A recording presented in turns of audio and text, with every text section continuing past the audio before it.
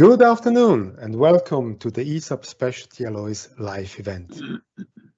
My name is Clemente Talarico and with me as the presenter we have Mr. Peter Stones as well Mr. Per-Åke Bjornstedt for technical support. I'm pleased to announce here the 7th presentation of ESAB Specialty Alloys, which will happen every third Friday of the month at 14:30 European time via Teams live event. The 7th presentation of the program will be the one starting in a few seconds with the title How to Improve MIG Welding of Duplex Stainless Steels. We will be very happy to answer your questions at the end of the presentation, which you can type in the Q&A box you will find on the top right of your screen.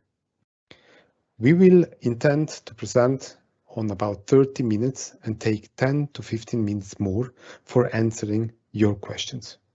And so with that said, and now let us start the show with Peter presenting. Enjoy. Thank you, Clemente. Good afternoon, everyone. As Clemente said, we'll be taking about 30 minutes. So it's more to give bullet points, some pointers on the subject that we're talking about, improving welding of duplex stainless steel. We're more than happy to let people have copies of the slides. Clemente's and my contact details will be given at the end of the presentation. Please feel free to contact us if you'd like a copy of the slides. And the Q&A is done via the Q&A box that's on your screen. We'll do our best to answer what we can. If we can't, then again, if you can send us drop us an email, then we'll do our best to answer as soon as we possibly can. So the topic of the talk is improving welding of duplex stainless steel. So how are we going to do that? What I want to talk about really is to recap on the history of duplex stainless steels. What are they? Where did they come from? This new grade, this unique grade, duplex LSI. So why does it differ from standard duplex grades? For any kind of change of grade, welding engineers are always concerned about the AWS and ISO classifications. We'll discuss them. And what does the silicon do, the additional silicon, what does it do to the properties of the weld metal? Why do we go to all this trouble? What are the benefits? And then we'll go into some success stories right at the end. So what are duplex stainless steels? Well, it's a mixture between austenite and ferrite. There's a duplex structure. In the micrograph, you can see the white marks, the white areas rather, are austenite, and the darker lines are ferrite. So in this, we've got a nice duplex structure, 50-50. The benefit of mixing the structure like this is that it gets the best of both worlds, really. It gets much more added strength. So the yield strength of a duplex is very much more than a slightly ferritic austenitic stainless steel such as 316, and I'll show that in graph form later. That's the reason that the duplexes were developed. The properties are that the chemical resistance, the corrosion resistance, and the mechanical properties are very much better than standard duplex steels. So it originated from the Latin word twofold, duplex, that's what it means. First commercially available in 1930, so not that long ago in metallurgical terms. So on looking at a timeline, this split between 1970, the first generation, these are grades of duplex that were produced and were commercially available, but they were not weldable, so we're not interested in them. The second generation are all weldable. The scale that we're looking at here is PRE, pitting resistance equivalent number. So that's a measure, if you remember, it's a measure of the corrosion resistance, and specifically corrosion resistance to pitting corrosion. So you use the composition of the grade in the formula and come out with a number. There are no units on it, it's just a number. And this is how we rank the various grades within the duplex family. So from lean below 28, the PREs below 28, duplexes are up to around about 40, Super duplexes are 42 and above, and then Sandvik produced this unique thing called hyper duplex, which is above 49. So it's a rank. It's a number that's always associated with stainless steels, and it's very important regarding duplexes. So what do the various elements do in the duplex stainless steel? Why do they go to put chrome, nickel, moly, nitrogen, blah blah blah into them? The chromium is the key element that's responsible for creating the protective layer. The chromium reacts with air and produces chromium oxide. That's what gives stainless. That's what makes stainless stainless. It gives its passive corrosion protective layer. Molybdenum is always associated with corrosion resistance. Nickel is an austenitizer, which means that the ferrite liquid, the liquid stainless steel, if you like, when it's in liquid form, when it's welded, it's pure ferrite. When you cool that down, you want 50% of that to turn to austenite. Nickel in the composition will help that happen, as will nitrogen. Okay. Manganese is in there, and it's usually to reduce the effect of impurities in the steel. So it helps with things like oxygen and sulfur. And tungsten is an addition that's added into some grades of duplexes to assist in corrosion resistance. So the composition that we're looking at for the various grades, we're listing duplexes, this duplex LSI, as well as super duplex and the hyper duplex. So specifically, we really just want to look at the top two, the standard duplex. So it's Exaton 2283L or Exaton 2283LSI. AWS ISO is still a 2209. Okay, so the standard duplex, you can see that the silicon content is 0.5%, whereas the 2283 LSI has slightly more, but it's a significant amount. So what you will see is that the PR, everything else rather in the composition is exactly the same. Carbon, manganese, chrome, nickel, moly, nitrogen is exactly the same. It's purely got an addition of silicon in there. That's the difference. So why do filler metal manufacturers go to the trouble of making silicon grades? Well, grades like 308 LSI and 316 LSI, 309 LSI, these are fairly common in common usage. They've been around a number of years. And the reason for adding silicon in there is exactly the same in every case. It's an added deoxidizer. It provides good weld metal fluidity. The more alloys that you put into a grade, the more of these chromiums and nickels that you put into a metal, it means that the weld pool is much stickier. It's not as fluid, so it's not as easy to weld. So the reason that these kind of things were developed, the 308 LSI, 316 LSI, the reason that they were developed was to make them easier to weld. Better fluidity of the weld pool increases the wetting into the toes, so it kind of ensures more chance of a complete complete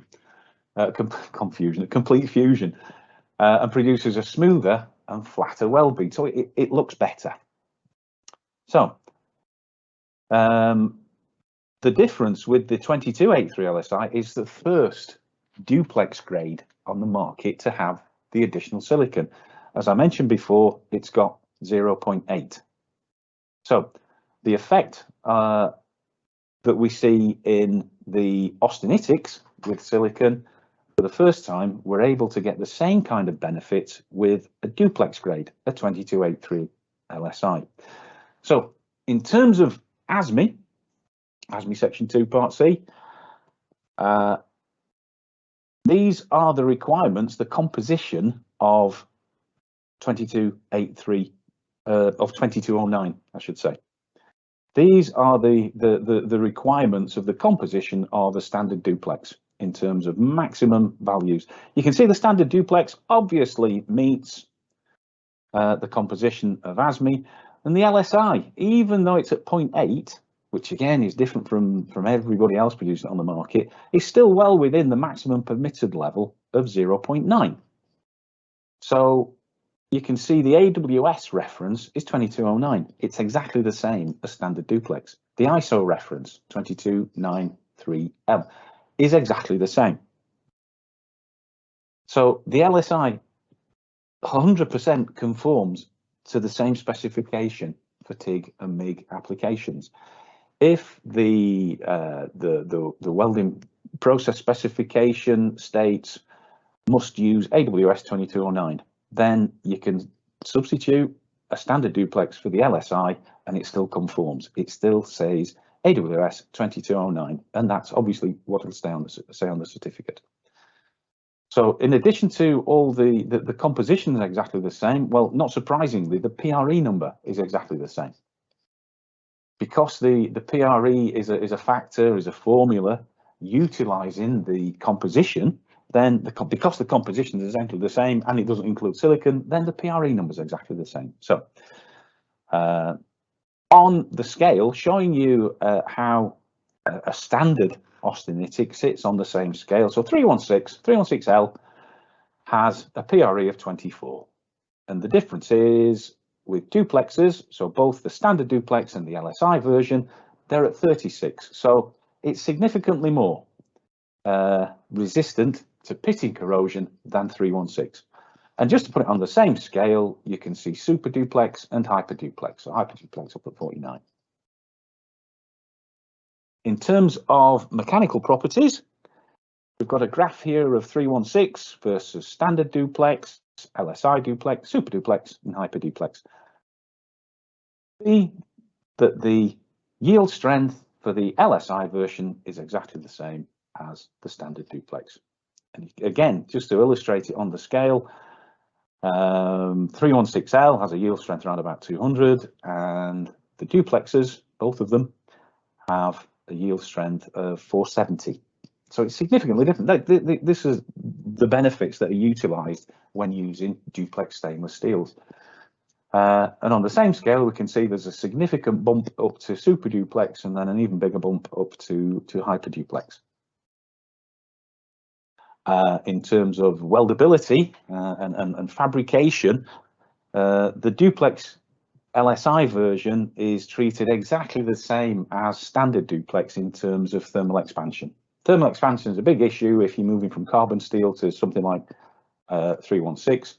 The expansion can cause a lot of problems, so you've got to be careful with your welding sequences, etc. Heating. But the duplexes, both the LSI and the standard L, act in exactly the same way. Next, I want to talk specifically about welding, joint preparation, heat input, shielding gases, and what happens if you get it wrong. So what are the advantages of welding Exaton 2283 LSI? So in terms of joint preparation, the care still has to be taken before you even start welding. Care's got to be taken in the joint preparation. These things are higher alloy than carbon steels, and consequently, in spite of everything, the weld pool is not as fluid. To ensure that you get good fusion, no lack of fusion problems, then the gaps have to be wider than would normally be for carbon steel. The angles have to be more open than would normally be for carbon steel, and this is to compensate for the lack of fluidity. All I would say is that with the duplex LSI, it's better than the standard duplex. Nitrogen's an important element in terms of shielding and purging gas, and I've got a couple of photographs that illustrate that much better. In terms of MIG-MAG welding, we would recommend using an arc stabilizer. In addition to pure argon, use an arc stabilizer such as CO2 or helium. And with TIG welding, then nitrogen is very, very important, as you can see from these two diagrams. So this is 100% argon. And what we have here are areas of ferrite. So over here, we've used 3% nitrogen in the shielding gas. You can see that the structure all the way to the surface is very good formed duplex. It's a nice duplex structure. Over here, there are large areas of ferrite. So the properties of this bit on a micro scale, yes, but if this is across the whole weld, then there are issues, because this isn't duplex. This is mainly ferrite. So what it means is that these areas don't have the same corrosion resistance, and they don't have the same mechanical properties that you would expect from a duplex weld. Similarly, in the shielding gas, in the backing gas, in the backing gas, exactly the same effect. So if there is no nitrogen here, there's no nitrogen to turn the ferrite into austenite in the bottom of the weld. So you've got a very dark ferritic area. So this isn't duplex. So the properties here don't have the same corrosion properties. They don't have the same mechanical properties. What's the solution? Use purging gas, preferably 100% nitrogen, or certainly nitrogen with 10% hydrogen. Heat input, very, very important with all stainless steels, certainly important with duplexes. And we're talking heat inputs as low as 0.5 kilojoules per millimeter. An interpass, obviously there's a big range between 0.5 and 2.5, but the interpass is a given. Please don't exceed 150 degrees on the interpass temperature. What I will illustrate is that the LSI version, again, is exactly the same. Treat it in exactly the same as a standard duplex. And these are the reasons why. So if it cools down too slowly, if the weld is cooling down too slowly, and that can either be because there's too much heat input to start off with, you're exceeding the 2.5, or the interpass temperature is ignored.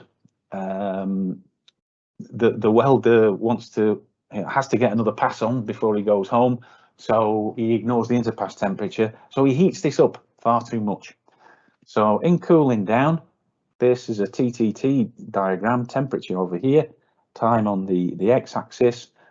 If the cooling rate is very slow, then you get difficulty in crossing these noses, which kind of illustrate where you start getting problems because of the temperature. Dwelling in these areas basically creates the precipitation of intermetallic phases. So sigma phase is probably the common one that most people have heard of. And what they are ferritic intermetallic phases, the black dots. And the black dots are areas of weakness. They're areas of ferrite. So these areas, these dots don't have the same properties as the surrounding duplex matrix. If there are too many of these, then the whole strength and corrosion resistance of the whole thing is suspect, is in doubt. So that's if it's too slow. If it's too fast, again, the welder needs to get another pass on, but he doesn't want to ignore the interpass temperature. So he pours a bucket of water over the weld, quenches it. And what happens there is that the crystals will freeze, and you'll get massive grain structure, massive grains formed in there. The thing with massive grains is that there's very few grain boundaries. Very few grain boundaries means this is very, very brittle. It just wants to break.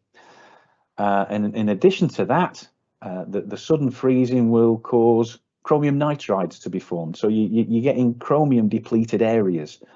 If there's no chrome, then the metal, the alloy is not stainless. So the chromium's precipitating out into chromium nitride. So the areas immediately adjacent are robbed of chrome. So they're not even stainless steel. Okay, so again, big problems with heating down too quickly, big problems with heating cooling too slowly. What we try and do is keep it in the middle of the road. If you keep it in the middle of the road, then we get this nice duplex structure. That's the reasons why. So what are the advantages? Why are we going through all this trouble and we're promoting 2283 LSI? So right from the beginning, we've always talked about the fluidizing the weld pool. This is the key. The silicon increases the fluidity of the weld pool. The fluidity of the weld pool means that it'll flow into the toes, it'll flow into the root gaps. So lack of fusion should not be an issue. So failures, essentially failures that will get detected at NDT, should not be an issue. Obviously, for the welder, if he's welding this and he's getting a nice fluid weld pool, then it's a lot easier to weld than trying to push chewing gum into the root gaps, for example, which is what high alloy filler metals are like. They're more like chewing gum than a liquid. So it's more difficult. It's more difficult. It takes longer. It takes more time. There is a strong possibility of not being able to get into root gaps, for example, especially, you know, there are occasional areas where the root gap's not quite right. The fit up's not perfect, so the root gap's not as big as it should be. It's going to cause welders headaches, and ultimately, it's going to cost money. It takes time, and it's going to take reworking. We have documented projects where we've proven that for automating TIG welding, we've improved the productivity by 17%. So the fluidizing the weld pool means we can turn it up. We know we're going to get a good penetration. We know we're going to get a good fusion. We're going to get the weld metal flowing into the roots. So you can wind things up. You can wind up the speed, so up to 17%.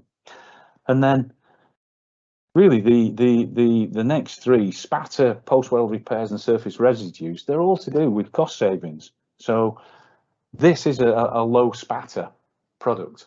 The amount of cleaning up after this has been welded is significantly reduced. It's a very low spatter filler metal.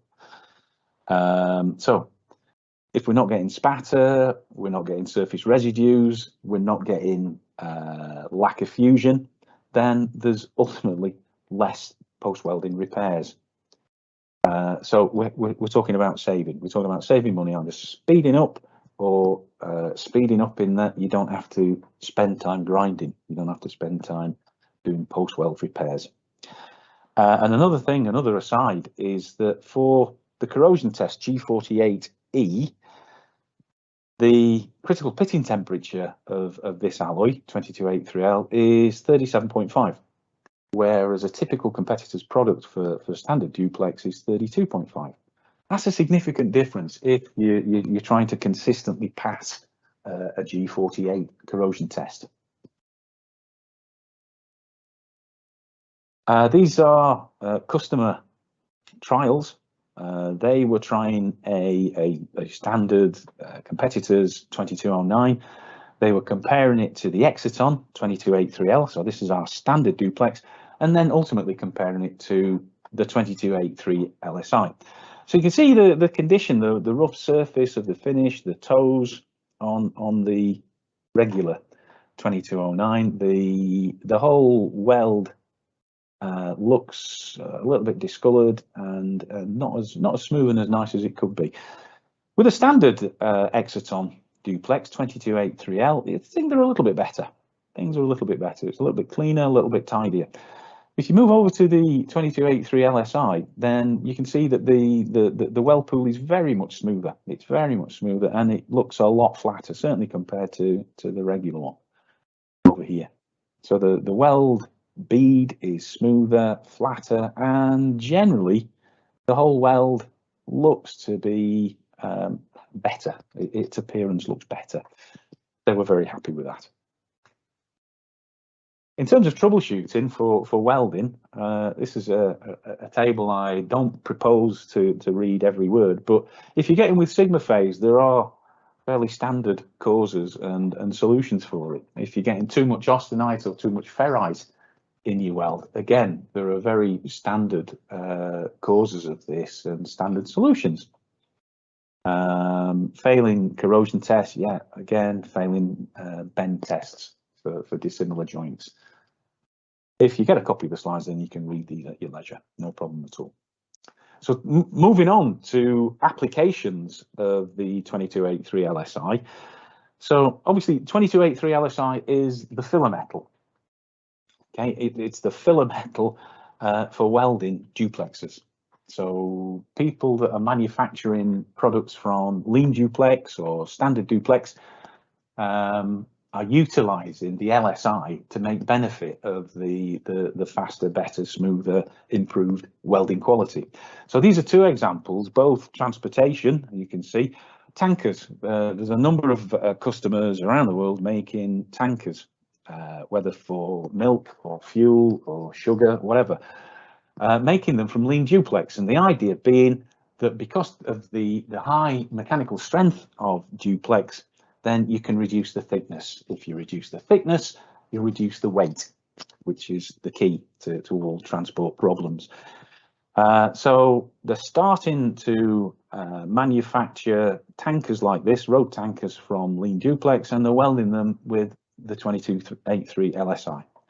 Similarly, we've got at least two train manufacturers that are, again, they're using standard duplex rather than lean duplex, again to save thickness, again to save weight, and again they're welding them with the 2283 LSI. So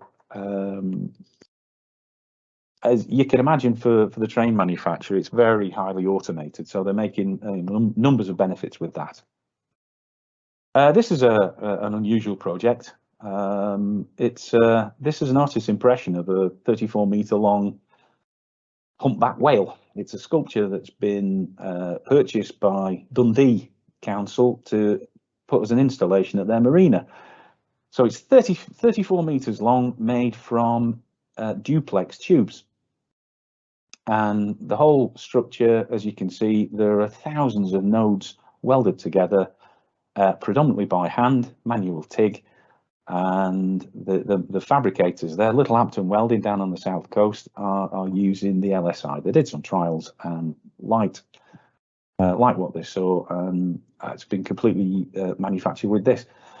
This should be finished within the next couple of weeks, and it will be on a boat around the coast from Little Hampton up the coast to Dundee. And then finally, we've got a comment from Darren Spalding, a local company to me. He did some trials with the duplex LSI, and there were his comments that he put on LinkedIn for us. So very nice, very good to see. He'd not used it before. He's quite proficient at using duplexes and super duplexes, but he'd never used the LSI version and found it a significant improvement. So that was nice.